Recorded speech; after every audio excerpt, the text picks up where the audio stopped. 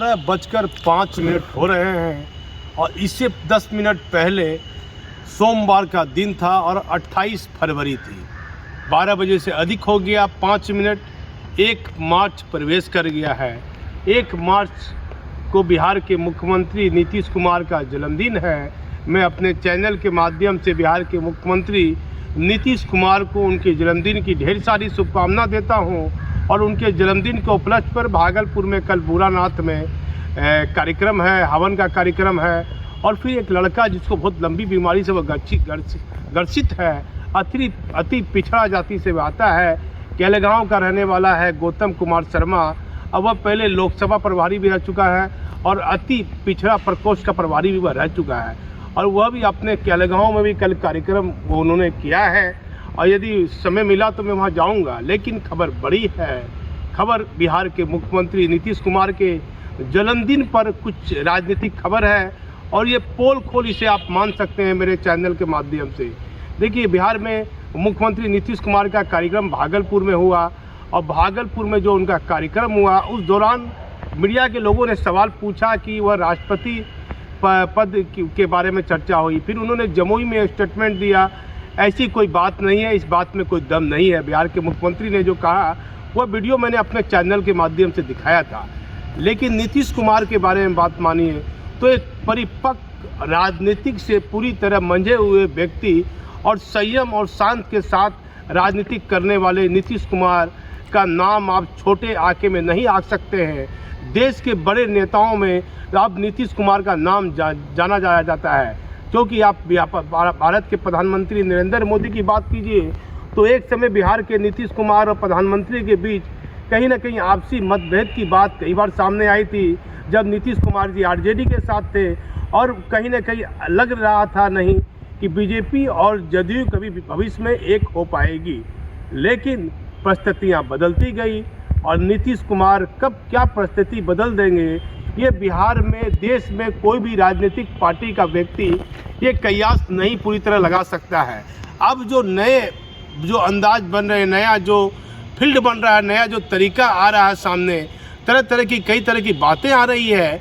तो मैं आपको बता देता हूं कि केंद्र प्रतिनियुक्ति एक IAS अधिकारी गए हैं जो नीतीश कुमार के काफ़ी चहेते थे और बिना उनके सलाह के बिहार के माननीय मुख्यमंत्री जी कोई निर्णय नहीं लेते थे। वह केंद्र प्रतिनियुक्ति चले गए और अभी बताया जाता है जो हमारे और एक बहुत बड़े रिटायर IAS अधिकारी ने बताया जो नीतीश कुमार से भी काफ़ी करीबी हैं, उन्होंने बताया कि अभी 2 IAS अधिकारी जो नीतीश कुमार के साथ में है, एक की पत्नी केंद्र प्रतिनियुक्ति जा चुकी है और दूसरा IAS अधिकारी भी वह केंद्र प्रतिनियुक्ति जाएगा और तीसरा एक IAS अधिकारी जो और है, मतलब एक IAS मतलब पत्नी भी IAS है, खुद भी वह IAS है और उनकी पत्नी केंद्र प्रतिनियुक्ति जा चुकी है और वह IAS अधिकारी अभी मुख्यमंत्री के साथ एक महत्वपूर्ण पद पर है।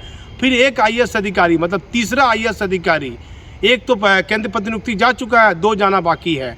मतलब दोनों व्यक्ति के जाने के बाद राजनीतिक गलियारों से लेकर IAS और IPS अधिकारियों में ये बात काफ़ी सुर्खियों में देखी जा रही है। लोग कयास भी लगा रहे हैं बड़े राजनीतिक गलियारों में कि बिहार के मुख्यमंत्री 10 मार्च के बाद यदि पूरी यूपी में फुल बहुमत में बीजेपी की सरकार, योगी भी फिर से मुख्यमंत्री बन जाते हैं, लोग कुछ जानकार राजनीतिकों का मानना है कि बन भी सकते, लेकिन परिस्थितियाँ बता रही है कि 10 मार्च के बाद यदि योगी मुख्यमंत्री बनते हैं तो बिहार की राजनीतिक में बड़ा बदलाव आएगा।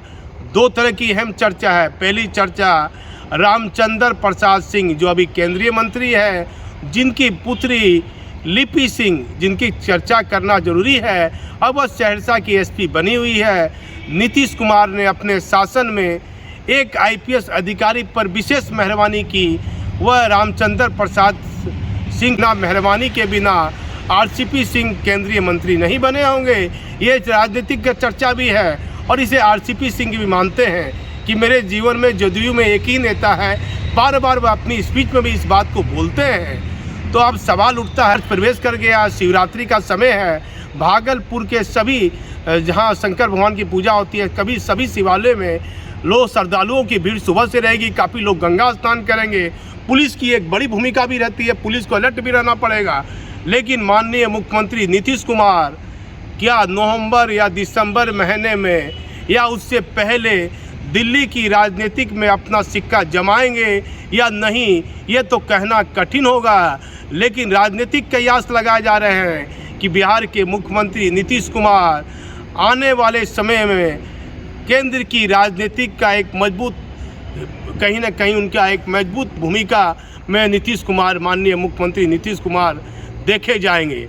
लेकिन बिहार में जो शराबबंदी का फैसला मुख्यमंत्री नीतीश कुमार का ये फैसला रहा, अपने फैसले पर वह अडिग रहे।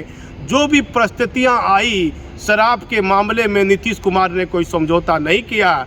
लेकिन माननीय मुख्यमंत्री जी, मैं अपने चैनल के माध्यम से एक सवाल उठा देता हूँ। शराबबंदी तो आपने की है और कृति भी आप कर रहे हैं, लेकिन शराब के मामले में यदि एक व्यक्ति से अधिक 2 व्यक्ति की मौत जहरीली शराब से होती है तो वहाँ तैनात कम से कम एसडीपीओ और इंस्पेक्टर पर तो आप कार्रवाई कीजिए। भले ही सीनियर एसपी पर कार्रवाई मत कीजिए, एसपी पर कार्रवाई मत कीजिए, डीएम पर कार्रवाई मत कीजिए, लेकिन यदि जहरीली शराब पीने से आम व्यक्ति की मौत होती है तो इससे आपकी छवि पर असर पड़ता है। और आज तो आपका जन्मदिन है, मंगलवार का दिन है और शिवरात्रि का महत्वपूर्ण दिन है। इस पर आप एक महत्वपूर्ण निर्णय लीजिए। यदि जहरीली शराब से बिहार की कोई भी आम जनता यदि मान लीजिए वो गलती से पी लेता है और एक से अधिक मौत हो जाती है तो वहाँ के अधिकारियों को चिन्हित कर कर दंडित कीजिए। कम से कम पुलिस के आला अधिकारियों की भी जिम्मेदारी है कि शराब नहीं बिके, और शराब बिक रही है तो जहरीली शराब कौन बना के बेच रहा है? लोग पीने वाले मजबूरी में पी रहे हैं, पी के यदि मर जाते हैं तो उसके परिवार पर किस तरह का माहौल रहता है। शराबबंदी में तो आपने बहुत महत्वपूर्ण फैसला लिया, लेकिन भागलपुर में भाषण के दौरान आपने कई बार कहा, जमुई में भी कहा कि शराब लोग पिएंगे तो मरेंगे ही। तो शराब जब पी रहे हैं, जब पुलिस बिना पुलिस की भूमिका से शराब बिहार में कैसे आ रही है? जितने भी बॉर्डर हैं माननीय मुख्यमंत्री जी, बिहार से सटे हुए वो बॉर्डर से शराब बिहार में कैसे प्रवेश कर रही है, इस बिंदु पर भी आप ध्यान दीजिए। आपका तो आज जन्मदिन है, इसमें कुछ एक ऐसा निर्णय लीजिए जिससे बिहार की आम जनता को कहीं ना कहीं अच्छा संदेश आपके द्वारा मिले कि माननीय मुख्यमंत्री जी प्रशासनिक अधिकारियों पर भी लगाम लगा रहे हैं। जो शराब का एक अहम फैसला आपने लिया है और आज आपका जन्मदिन है, और बिहार को छोड़कर यदि आप केंद्र की राजनीतिक में जाते हैं तो बिहार पर आप अपनी नज़र बनाए रखिएगा। जो कि आपने जो विकास के काम किए हैं कहीं ना कहीं वह बेहतर काम किए हैं, लेकिन कुछ भ्रष्ट अधिकारियों पर जिनकी वेटिंग फॉर पोस्टिंग आप कर देते हैं, फिर कुछ दिनों के बाद उससे एमपी किसी विभाग में पोस्टेड कर देते हैं, तो वैसे अधिकारियों पर भी आप कार्रवाई कीजिए। वेटिंग फॉर पोस्टिंग करने से नहीं होता है, फिर वह कोई ना कोई पैरवी करवा के किसी न किसी ज़िले में एसपी और आईजी अधिकारी बन जाएंगे, और उनको कोई जो अंदर में भय है वह भय उनका ख़त्म नहीं होने वाला है। भय उनका कोई किसी प्रकार का उनको डर नहीं रहेगा। लेकिन आपको देखना है माननीय मुख्यमंत्री जी, बिहार की राजनीतिक में नीतीश कुमार का अगला राजनीतिक महत्वपूर्ण पड़ाव क्या होगा, इसकी चर्चा बिहार से लेकर दिल्ली तक के राजनीतिक गलियारों में हो रही है।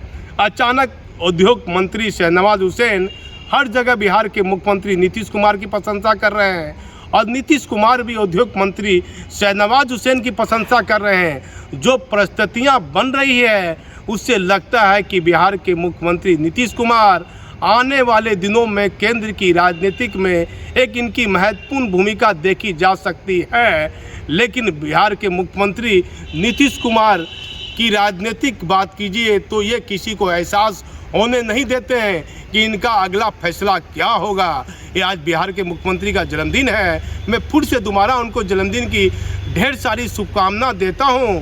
लेकिन शिवरात्रि पर आपका जन्मदिन है, माननीय मुख्यमंत्री जी डीजीपी साहब को कहिए और मुख्य सचिव को कहिए कि पूरे बिहार में लोग शिव शंकर भगवान की पूजा करते हैं, जल चढ़ाते हैं, इस दिन लोग उपवास भी करते हैं, गंगा स्नान भी करते हैं। कहीं किसी प्रकार की विधि व्यवस्था की स्थिति ना बिगड़े, पुलिस विभाग का एक महत्वपूर्ण रोल रहता है, तो मंदिर शिवालय के बाहर पुलिस की गश्ती रहे, कम से कम किसी प्रकार की कोई गड़बड़ी ना कर दे। मैं भागलपुर से दीपक नौरंगी।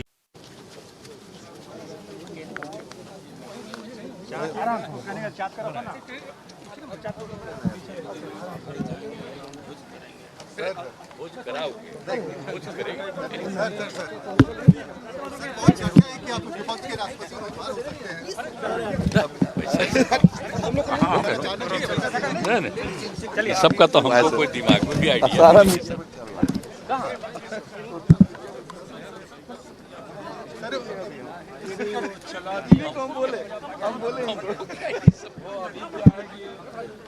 हमारी कोई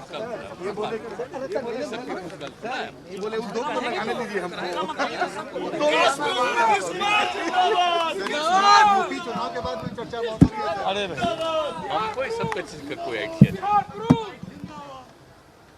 सर थोड़ा सा बताएंगे सर थोड़ा सा सर थोड़ा सा था एक मिनट चढ़ा दीजिए ना।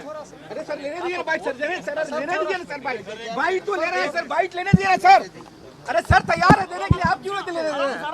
अरे सर लेने दीजिए ना सर 2 मिनट सर 2 मिनट दीजिए लेने नहीं दे रहे सर आपको दीजिए बाहर आइए मीडिया के सामने सर मीडिया के सामने आइए ना सर। अरे हाथे हाथ अपना जो है भाई हटिए भैया सर।